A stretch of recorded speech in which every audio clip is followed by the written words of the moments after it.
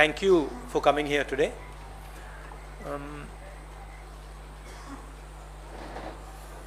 आज मैं price rise की, पेट्रोल, डीजल और गैस की कीमत के बारे में आपसे, देश की जनता से बात करना चाहता हूं। डीजल, पेट्रोल ये तकरीबन इकोनॉमी के हर भाग में कहीं ना कहीं इनपुट होता है इसका। तो जब डीजल और पेट्रोल के दाम बढ़ते हैं, एक तो डायरेक्ट चोट लगती है और एक इनडायरेक्ट चोट लगती है। डायरेक्ट चोट लगती है जो गाड़ी में, स्कूटर में, ट्रक में डीजल पेट्रोल डालता है, उसको डायरेक्ट जेब में चोट लगती है। और इनडायरेक्ट जो लगती है, जब डीजल का, पेट्रोल का दाम बढ़ता है तो ट्रांसपोर्ट कॉस्ट बढ़ती हैं। ट्रांसपोर्ट कॉस्ट बढ़ती हैं तो सब चीज के दाम बढ़ते हैं। और पिछले 7 साल से हमने एक नया आर्थिक पैराडाइम देखा है। एक तरफ डीमोनेटाइजेशन, दूसरी तरफ मोनेटाइजेशन। ये एक तरफ डीमोनेटाइजेशन, दूसरी तरफ मोनेटाइजेशन। और फाइनेंस मिनिस्टर ने कहा, मोदी जी ने पहले कहा था मैं डीमोनेटाइजेशन कर रहा हूं, और फाइनेंस मिनिस्टर कहती रहती है मैं मोनेटाइजेशन कर रहा हूं। तो जनता ये पूछ रही है कि मोनेटाइजेशन किसका, डीमोनेटाइजेशन किसका? क्योंकि मोनेटाइजेशन हो रहा है तो किसी का तो हो रहा होगा, और डीमोनेटाइजेशन हो रहा है तो किसी का हो रहा होगा। तो मैंने ये आपके लिए, मोदी जी के लिए बहुत अच्छी तरह लिखा है। देखिए, डीमोनेटाइजेशन किसका हो रहा है? किसानों का हो रहा है, मजदूरों का हो रहा है, जो छोटे दुकानदार हैं, मिडिल साइज बिजनेस वाले हैं, स्मॉल बिजनेस वाले हैं, उनका हो रहा है, एमएसएमईज का हो रहा है, सैलरीड क्लास, सरकार के जो एम्प्लॉइज हैं उनका हो रहा है, और जो ईमानदार इंडस्ट्रियलिस्ट हैं उनका हो रहा है। अब मोनेटाइजेशन किसका हो रहा है? 4-5 नरेंद्र मोदी जी के जो मित्र हैं, उनको आप 4-5 कह दीजिए, उनको आप हम दो हमारे दो कह दीजिए, जो आप कहना चाहते हैं कह दीजिए। तो ये इकोनॉमिक ट्रांसफर हो रहा है। और बड़ी इंटरेस्टिंग बात निकली है। मैं सोच रहा था, मोदी जी कहते रहते हैं कि जीडीपी बढ़ रही है, फाइनेंस मिनिस्टर कहती है कि देखिए जीडीपी का प्रोजेक्शन ऊपर की ओर है। मैं समझ नहीं रहा हूं भाई, जीडीपी एक तरफ दौड़ रही है और फाइनेंस मिनिस्टर, प्रधानमंत्री कहते हैं जीडीपी बढ़ रही है। फिर बात मुझे समझ आई, जीडीपी का मतलब क्या? गैस, डीजल, पेट्रोल, इनका यह कंफ्यूजन है। और मैं अब आपको गैस, डीजल, पेट्रोल के दाम और जीडीपी किस प्रकार से बढ़ रही है वो तो आज थोड़ा डायरेक्ट बताना चाहता हूं। 2014 में नरेंद्र मोदी जी ने कहा था कि डीजल, पेट्रोल के दाम बढ़ते जा रहे हैं, याद है आपको? 2014 में 410 रुपीज सिलेंडर की प्राइस थी जब हमने, यूपीए ने ऑफिस छोड़ा।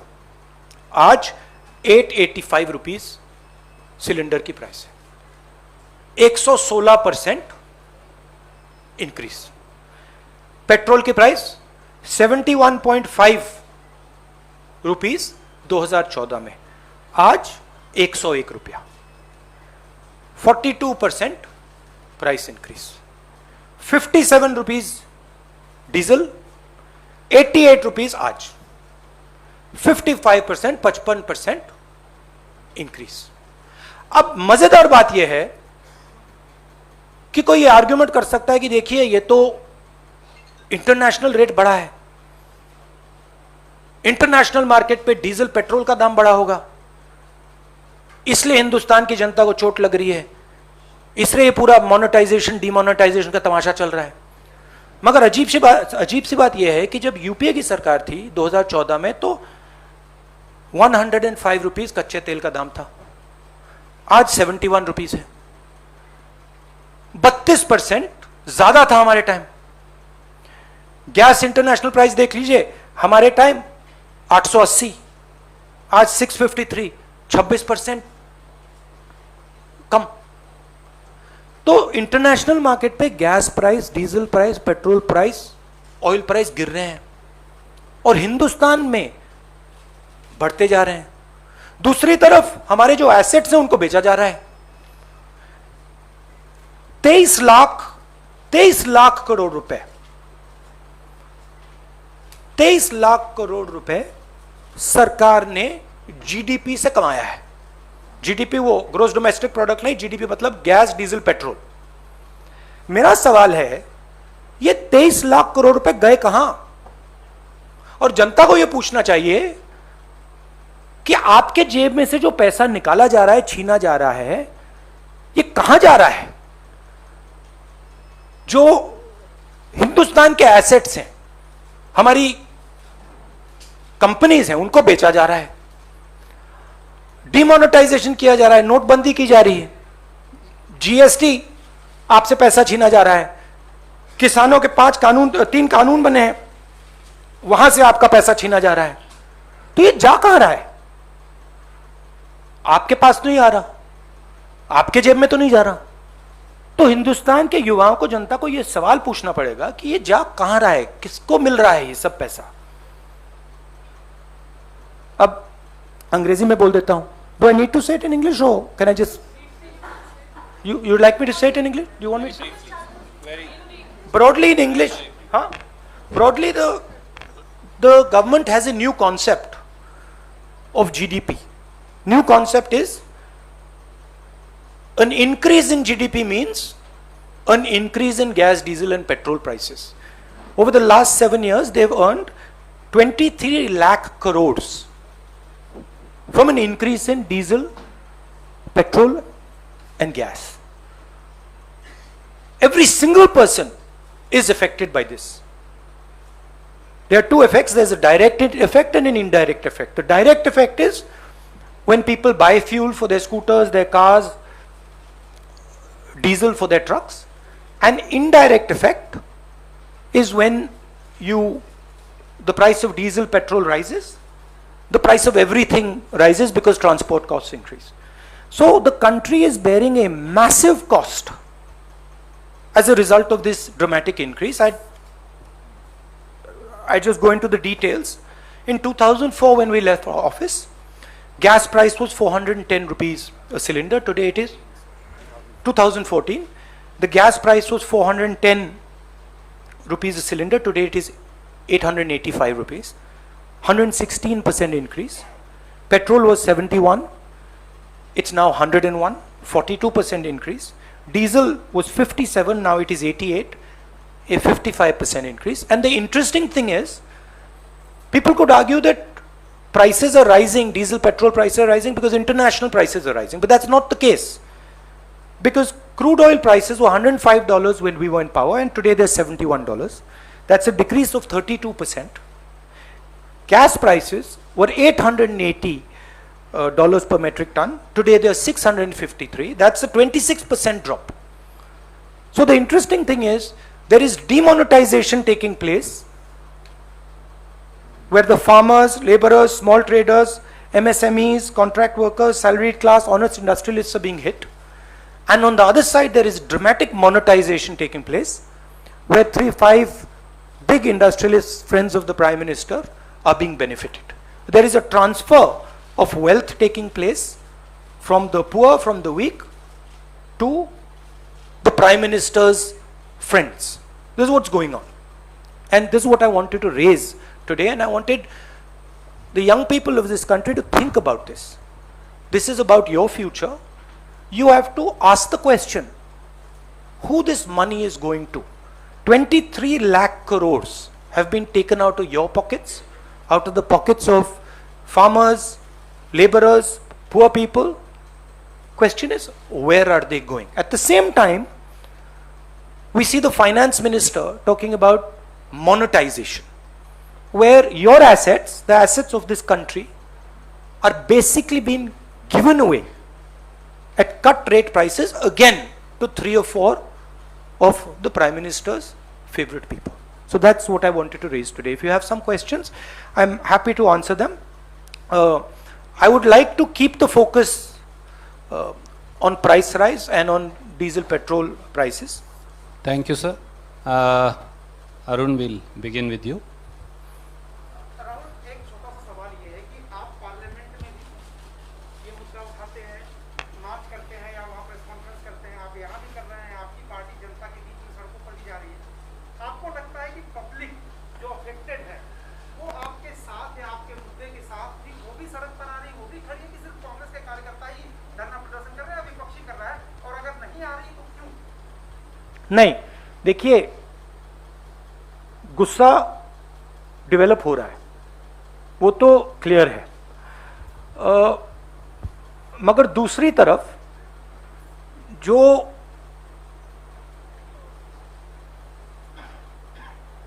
वो आवाज है उसको सिस्टमैटिकली दबाया भी जा रहा है। कोरोना का समय है तो हम भी नहीं चाहते कि लाखों लोग सड़क पे निकले, क्योंकि हम जानते हैं कि उसके दूसरे नतीजे हो सकते हैं, तो हम भी थोड़ा रिस्ट्रेंट शो कर रहे हैं। मगर जनता में जबरदस्त गुस्सा है। आप जानते हो मीडिया पे किस प्रकार से आक्रमण हो रहा है। जो आप लोग बोलना चाहते हो, लिखना चाहते हो, आपको वो करने नहीं देते हैं। इंस्टीट्यूशंस पर दबाव है, पार्लियामेंट में हमें बात करने नहीं देते हैं, डिस्कशन नहीं करने देते हैं, तो माहौल ऐसा है। मगर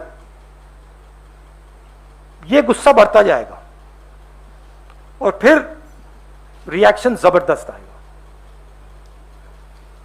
Thank you, sir. May I go to Vijay Lakshmi? Rahul ji, जिस तरह से आपने कहा कि पेट्रोल, डीजल और गैस प्राइसेस बढ़ रहे हैं, तो जो कांग्रेस शासित या विपक्ष के कुछ दलों शासित द्वारा जो राज्य है वहां पर वैट कम करके क्या आपको लगता है ऑयल प्राइसेस में जनता को राहत दी जा सकती है?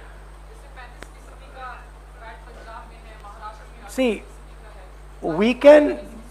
we can do this on the margins.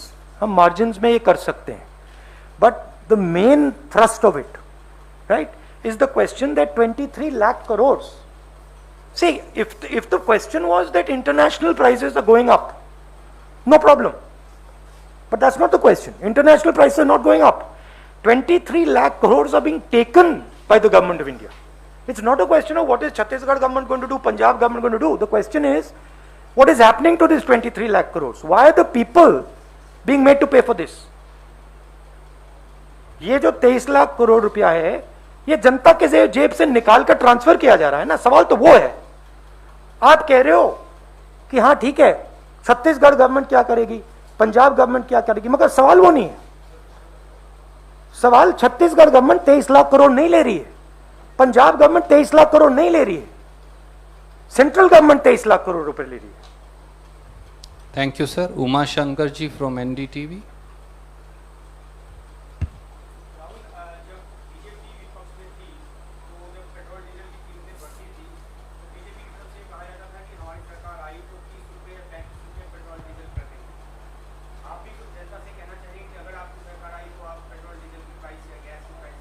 नहीं, मुझे वो कहने की जरूरत नहीं है। देखिए, हमारे टाइम क्रूड ऑयल की प्राइस $105 थी, हमारी प्राइस पेट्रोल की 71 थी। मुझे कहने की कोई जरूरत नहीं है, हमने करके दिखाया। यहां आपके सामने प्रूफ है, देख लीजिए।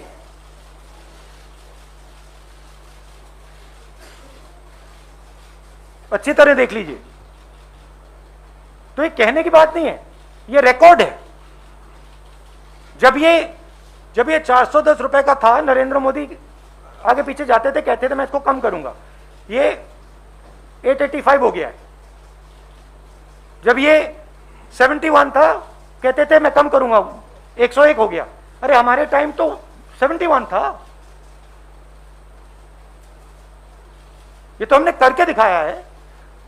ठीक है, अगर इसकी प्राइस, अगर ऑयल की प्राइस आज 140 होती तो फिर वो दूसरा सवाल होता। वापस अरे सवाल यह है कि इंटरनेशनल रेट कम हो रहा है और आप प्राइस बढ़ाते जा रहे हो। हमने $105 पे प्राइस को $71 पे मेंटेन किया था। आप $71 पे आपने प्राइस आपने 101 कर दिया है। Thank you, sir. May I now ask Mosmi from Aaj Tak? Rahul, GDP का जिक्र आपने किया तो जीडीपी फर्स्ट क्वार्टर के फिगर्स आए हैं। जीडीपी ग्रॉस डोमेस्टिक प्रोडक्ट जो है वो 20.1%, सॉरी 21.1% है, which is still less than the pre-pandemic time, the first quarter in the last year. क्या आपको लगता है कि रिकवरी की तरफ है, क्योंकि कई हेडलाइंस बनी कि जीडीपी जो है ट्रैक पे आ गई है और हाउसहोल्ड बहुत बुरी तरह से इम्पैक्ट में है? सी देखिए, वो साइक्लिकल प्रॉब्लम नहीं है, वो स्ट्रक्चरल प्रॉब्लम है। मैं फिर से दोहरा देता हूं, ये साइक्लिकल प्रॉब्लम नहीं है, ये स्ट्रक्चरल प्रॉब्लम है। इसका मतलब क्या? बिना डायरेक्शन को चेंज किए, बिना विजन को चेंज किए इसमें से बाहर नहीं निकला जा सकता है। एक्सेप्ट करते हैं कि 2012 में हमारी स्ट्रेटेजी तो जो 1990 से 2012 तक चली, वो 2012 में उसने चलना बंद कर दिया था। हमारा कहना था एक नए दृष्टिकोण की जरूरत है, एक नए अप्रोच की जरूरत है, और बिना नए अप्रोच के बात सही नहीं होगी। नरेंद्र मोदी जी ने वायदा किया था, मैं नया अप्रोच लाऊंगा, न्यू इंडिया, ये जो सब बोलते रहते हैं, बट वो नया अप्रोच नहीं है, वो खोखला है। उन्होंने मेक इन इंडिया की बात की, कुछ बनना है इंडिया में। उन्होंने डीमोनेटाइजेशन की बात की, कोई फायदा हुआ? अब मोनेटाइजेशन की बात करने हैं। तो लोगों को यह समझना होगा कि अब एक नए विजन की जरूरत है, उसके बिना काम नहीं चलेगा। जितना भी आप बोलना चाहे, जितने भाषण देने चाहें आप, नहीं चलेगा। अब हम 1990s में हैं। 1990s में कैटास्ट्रोफिक फेलियर हुआ था और उसके बाद कांग्रेस पार्टी ने देश को एक नया विजन दिया था। कहा था देखिए ये कैटास्ट्रोफिक फेलियर हो रहा है, अब एक नए दृष्टिकोण की जरूरत है।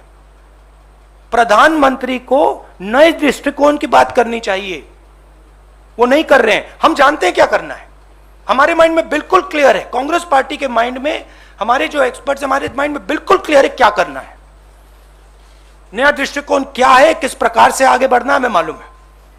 तो ये इस बात को फाइनेंस मिनिस्टर को समझ ही नहीं आ रही है, उसको उनको तो छोड़ दो। बट ये जो इनके थिंक टैंक्स हैं, नीति आयोग है, प्राइम मिनिस्टर को भी बात नहीं समझ आएगी, बट एक्सपर्ट्स हैं, उनको समझ आएगी। और फाइनेंस मिनिस्टर को, प्राइम मिनिस्टर को उन एक्सपर्ट से बात करनी चाहिए।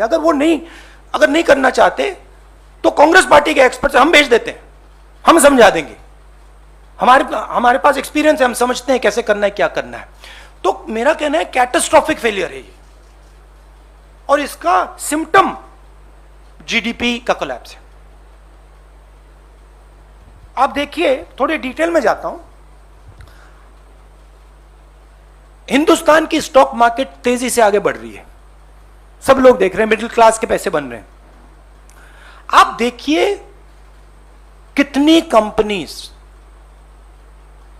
ग्रो कर रही हैं। ये जो पूरा का पूरा स्टॉक मार्केट का तमाशा है, ये 50 कंपनियों का है। जो बाकी 300, 400, 500 कंपनीज हैं स्टॉक मार्केट में, उनको देखिए उनका क्या हो रहा है, वो खत्म हो रही हैं, एक के बाद एक खत्म हो रही हैं। मगर फ्यूचर वो है, अगर आपको हिंदुस्तान की इकोनॉमिक बेस बढ़ानी है तो फ्यूचर वो है जो second line, third line, fourth line में है, वो सब खत्म हो रही है।